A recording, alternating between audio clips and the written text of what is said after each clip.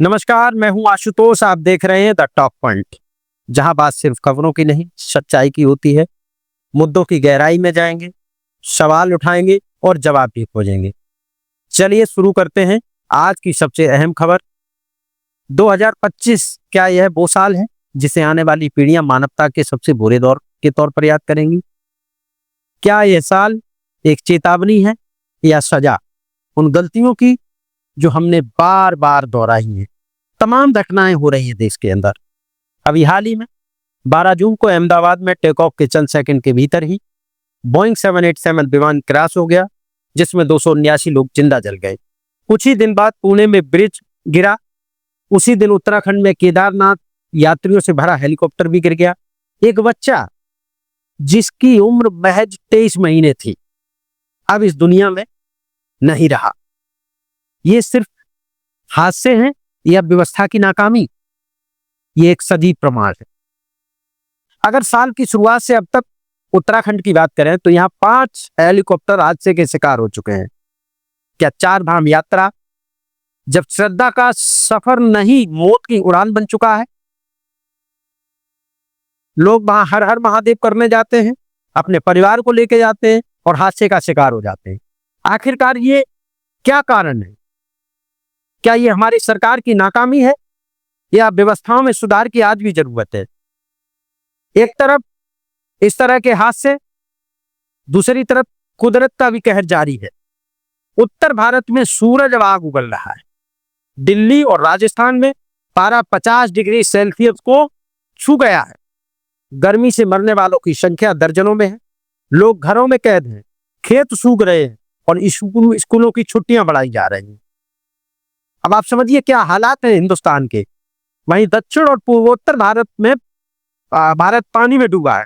केरल, असम, पश्चिम बंगाल बाढ़ और तूफानों की चपेट में है। हजारों लोग बेघर हो चुके हैं। यह वो देश है जहां एक तरफ आग है, दूसरी तरफ पानी है और बीच में एक सरकार जो सिर्फ मीटिंग कर रही है। देश ही नहीं, पूरी दुनिया उबल रही है। इजराइल और ईरान की दुश्मनी अब जंग में बदल रही है। रूस और यूक्रेन का युद्ध अब नाटो की सीमाओं तक पहुंच चुका है। चीन ताइवान को घेर रहा है और अमेरिका तैयारी में है। यह जो युद्ध हो रहा है, ये सिर्फ जमीन पर नहीं है। ये साइबर हमले भी हैं, ड्रोन भी है, आर्थिक प्रतिबंध भी है, कूटनीति भी है और गैस और पाइपलाइन भी है। सारे हथियार बन चुके हैं ये सारी चीजें। अब क्या हो रहा है देश और दुनिया के अंदर? तेल की कीमतें आसमान छू रही हैं, महंगाई बेलगाम है, शेयर मार्केट डमाडोल हो चुका है, लाखों लोगों की नौकरियां जा चुकी हैं, अफ्रीका में अकाल है, यूरोप में अस्थिरता है और अमेरिका अपने ही सिस्टम से लड़ रहा है। अब आप सोचिए क्या हो रहा है। क्या वाकई कलयुग की शुरुआत हो चुकी है? हमारी धरती अब इंसान से थक चुकी है। मुझे तो ऐसा ही लगता है। मैं इसलिए ये बात कह रहा हूं कि मौसम का मिजाज भी अब चेतावनी दे रहा है। सीधे सीधे बदला लेने की फिराक में, हम तो कहेंगे सीधे सीधे बदला ले रहा है।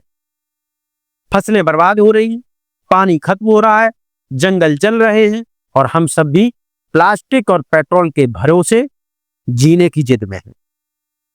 हम अभी भी चीजों में कोई सुधार लाने की कोशिश नहीं कर रहे हैं।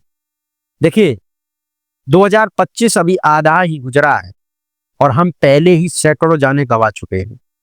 करोड़ों प्रभावित हो चुके हैं, करोड़ों लोग इससे प्रभावित हो चुके हैं और शायद वो भरोसा भी जो हम व्यवस्था और तकनीक और इंसानियत पर करते थे, उसमें भी कुछ संकोच लग रहा है।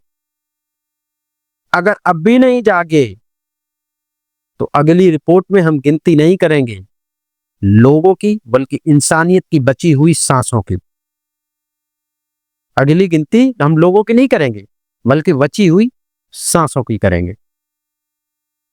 चलते चलते 2 लाइनों की एक शायरी के साथ करते हैं कि अब हादसे नहीं, अब माफ कीजिएगा, अब हादसे खबर नहीं, रोज की रवायत हो चले हैं। अब हादसे खबर नहीं, रोज की रवायत हो चले हैं। इंसान तो जिंदा है, पर जिंदा कहां है? धरती की चीखें अब आसमान तक जा पहुंची हैं।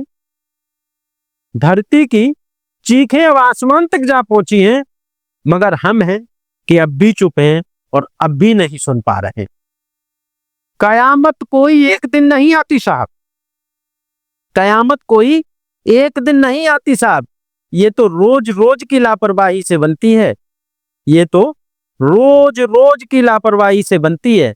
इसलिए अभी वक्त है, सुधर जाओ, वरना सांसों की गिनती पूरी होती है।